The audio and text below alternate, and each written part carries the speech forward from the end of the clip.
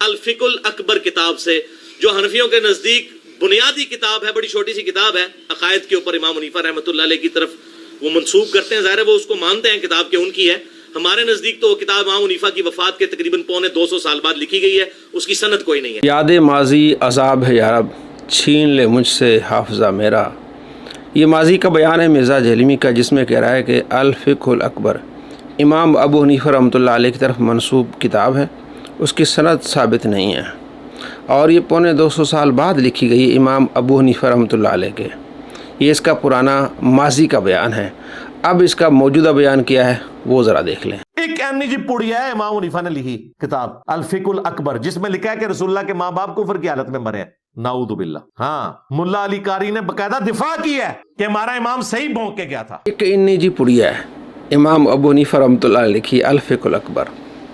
پہلے آپ کہہ رہے ہیں کہ جناب علی یہ صحیح سند سے ثابت نہیں ہے، اب کہہ رہے ہیں کہ جی پڑیا ہے، اور اس میں امام ابو حنیفہ رحمۃ اللہ علیہ کو برا بھلا کہہ رہے ہیں، بھونک گئے ہیں، نعوذ باللہ من ذالک۔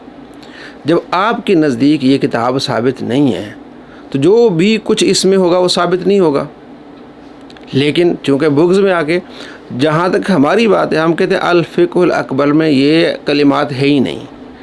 امام ابو حنیفہ رحمۃ اللہ علیہ سے متعلق یہ جو بات کر رہا ہے کہ نبی علیہ السلام کے والدین کفر پر مرے، ہمارے پاس جو الفقہ الاکبر ہے اس میں ایسے الفاظ ہے ہی نہیں ہیں۔ پرانے زمانے میں ایک نسخے میں کسی نے ڈالے تھے، اور پھر محدثین نے اعتراض کیا کہ یہ الفاظ پرانے جو اس سے پرانے بھی نسخے تھے اس میں نہیں تھے، کہ بیچ میں کسی نے ڈالے ہیں، تو فوراً پھر اس کی اصلاح کی گئی۔ تو ہمارے نزدیک یہ نہ عقیدہ ہے اور نہ اس کتاب میں موجود ہے، اور اس کے نزدیک یہ کتاب پہلے جو ہے وہ 200 سال بعد لکھی گئی تھی۔ اب بغض میں آ کے امام ابو حنیفہ رحمۃ اللہ علیہ کے بارے میں ایسی باتیں کر رہا ہے۔ اچھا، یہ تو ہوگی شک والی بات۔ ہم کہتے ہیں کہ امام ابو حنیفہ رحمۃ اللہ علیہ کی عقیدہ نہیں تھا اور نہ ان کی کتاب میں یہ موجود ہے، لیکن مرزا خود کہتا ہے کہ امام نسائی رحمۃ اللہ علیہ کا عقیدہ یہ تھا، اور یہ ان کی کتاب میں انہوں نے ایک باب باندھا ہے۔ امام نسائی رحمۃ اللہ علیہ جو اہل سنت کے بڑے امام ہیں، اور کتب ستہ میں ان کی کتاب ہے سنن نسائی، المتوفا 303 ہجری، انہوں نے یہ جو مسلم شریف کی 2257 نمبر حدیث تھی، جو آپ صلی اللہ علیہ وسلم اپنی ماں کی قبر پر گئے تھے، یہ حدیث سنن نسائی میں انٹرنیشنل نمبر کے مطابق 2035 آتی ہے۔ تو امام نسائی نے اس پر باب باندھا ہے مشرک کی قبر پر جانے کا جواز۔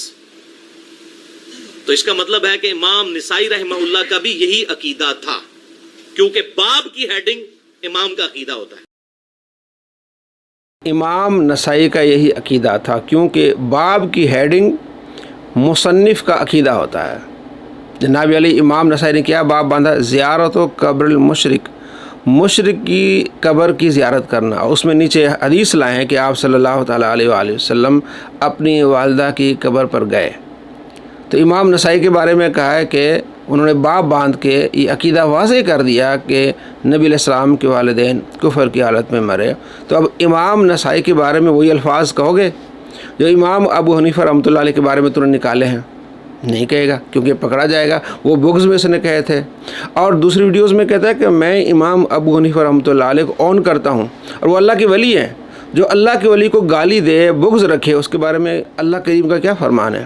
حدیث قدسی، من عادى لي وليا فقد آذنته بالحرب، جس نے میرے ولی سے عداوت رکھی اسے میرا اعلان جنگ ہے۔ اور کہتا ہے کہ میرے استاد ہیں حافظ زبیر علی زئی، مجھے ان پر فخر ہے، اور وہ اہل حدیث میں سے۔ اور کہتے ہیں اہل حدیث بھی نبی علیہ السلام کے والدین کو کافر کہتے ہیں، اور علماء عرب بھی کافر کہتے ہیں۔ اسی وجہ سے علماء عرب کی اکثریت، اور پاکستان میں بھی جو اہل حدیث مکتبہ فکر ہے اہل سنت میں سے، ان کی اکثریت جو ہے وہ آپ صلی اللہ علیہ وسلم کے والدین کے ایمان کے قائل نہیں ہیں۔ علماء عرب کی اکثریت اور اہل حدیث علماء کی اکثریت نبی علیہ السلام کے والدین کے ایمان کے قائل نہیں ہیں، تو یہ گالیاں ان کو کیوں نہیں؟ دوسری طرف امام ابو حنیفہ رحمۃ اللہ علیہ کے بارے میں تم خود کہہ رہے ہو کہ ان کی کتاب نہیں ہے، 250 سال بعد لکھی گئی ہے، اس کے باوجود تم بھونک رہے ہو، گالیاں دے رہے ہو، اور یہاں تمہیں سامسونگ گیا ہے اب 2 گالیاں۔ اور کہتا ہے جناب علی میرے استاد شیخ البانی محدث اعظم سعودی عرب، محدث اعظم سعودی عرب کہتے ہیں کہ اگر کوئی عقیدہ رکھتا ہے کہ نبی علیہ السلام کے والدین ایمان پر تھے وہ کافر ہے، تو اس کا محدث ہے نا، تو البانی نے اپنے فتوے میں اس کو کافر کہا ہے۔ آج ہم آپ کو یہ دکھانے والے ہیں کہ یاد ماضی عذاب یارب چھین لے مجھ سے حافظہ میرا دوسری مثال۔ سیدنا امیر المؤمنین فاتح ایران اور روم خلیفہ راشد عمر ابن خطاب رضی اللہ تعالی عنہ کی شہادت ہے۔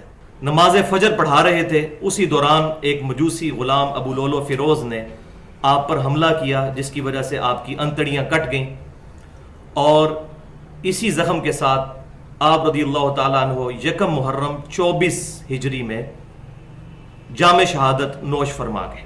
امیر المؤمنین حضرت عمر بن خطاب رضی اللہ عنہ یکم محرم 24 ہجری کو جام شہادت نوش فرمائی، یعنی 24 ہجری یکم محرم کو حضرت عمر فاروق رضی اللہ تعالیٰ عنہ شہید ہوئے۔ یہ ماضی کا بیان ہے۔ یاد ماضی عذاب ہے یارب چھین لے مجھ سے حافظہ میرا۔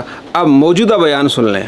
ہمارے محدثین منصف مزاج تھے، انہوں نے کوئی چیز امت سے نہیں چھپائی۔ اگر انہوں نے معاملات کو ڈائلیوٹ کرنا ہوتا نا تو یہ جو انڈیا پاکستان کے اندر یہ نئی بدعت 30-40 سال سے جو شروع ہوئی ہے کہ یکم محرم کو حضرت عمر کی شہادت کا دن ڈکلیئر کر دیا ہے، تو ہمارے محدثین یہ کام کر کے جاتے ہیں، انہوں نے تو کوئی ایسی حرکت نہیں۔ ایون آپ گوگل میں سرچ کریں، گوگل میں ویکیپیڈیا نے جو پیج بنایا ہوا ہے جو سنیوں نے بنایا ہے، اس میں بھی 26 ذوالحجہ لکھا ہوئی ہے، 26 ذوالحجہ 23 ہجری۔ یہ کہتے ہیں یکم محرم 24 ہجری بنتا ہے۔ یہ صرف 10 محرم کو نیچا کرنے کے لیے انڈیا پاکستان میں جو خوارج ہیں انہوں نے یہ کام شروع کیا۔ 10 محرم کو نیچا دکھانے کے لیے انڈیا پاکستان کے خوارج نے یہ کام شروع کیا ہے۔ بھائی 10 سال پہلے آپ بھی خارجی تھے، بدعتی تھے، اس سے پہلے اس نے کیا کہا کہ بدعتی جو انڈیا پاکستان کے بدعتی ہیں انہوں نے یہ نئی بدعت شروع کی ہے۔ اب کہہ رہے ہیں خارجیوں نے یہ کام شروع کیا ہے، تو آپ بھی خارجی تھے۔ آپ کے جو استاد ہیں ڈاکٹر اسرار صاحب، ان کی کتابیں سانِ کربلا صفحہ نمبر 10 پہ لکھتے ہیں کہ معتبر روایات کے مطابق یکم محرم ہے، تو آپ نے اس کو بدعتی کہہ دیا، آپ نے ان کو خارجی بنا دیا، آپ اپنے فتوے سے خارجی بن گئے۔ یاد ماضی عذاب ہے یارب چھین لے مجھ سے حافظہ میرا تیسری مثال۔ اس سے اگلی بات ہے جو لوگ ورڈکٹ دیتے ہیں نا کسی کے بارے میں کہ اس پہ اللہ کا عذاب آ گیا، یہ کلمات کفر ہے کسی شخص کے بارے میں بولنا، کیونکہ اس کا تعلق علم الغیب کے ساتھ۔ کسی کے بارے میں یہ کہنا کہ اس پر عذاب آیا، یہ کلمات کفر ہے، یعنی کفریہ کلمہ ہے۔ اگر کوئی آدمی کسی کے بارے میں یہ کہے کہ اس پر عذاب آیا ہے، کیونکہ آگے کہتا ہے کہ عذاب سے متعلق صرف وحی سے پتہ چلے گا، یا نبی علیہ السلام بتائیں گے، وحی رک گئی۔ لہٰذا اگر کوئی یہ کہے کہ اس پر عذاب آیا ہے تو اس نے کفر کیا۔ مرزا جی پرانے فتوے سے اب خود کافر ہوتے ہیں، یہ ذرا دیکھیں۔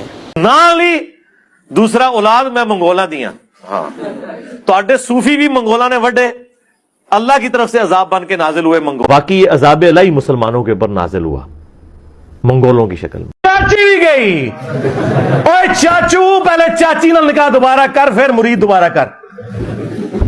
چاچو تیری چاچی گئی، ہاں کلمہ کفر بولنے سے نکاح ٹوٹ جاتا۔ میں منگول ہوں اور منگولوں نے تمہارے اولیاء کرام کو قتل کیا ہے اور اللہ کا عذاب بن کے آئے اور فخر کر رہا ہے، تو تمہیں کس نے بتایا؟ تم پر وہی نازل ہوئی کہ اللہ کا عذاب بن کے آئے؟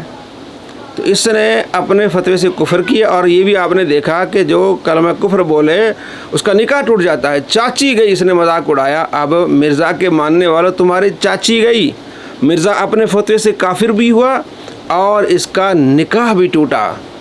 ایسے کمینوں سے آپ نے بچنا ہے۔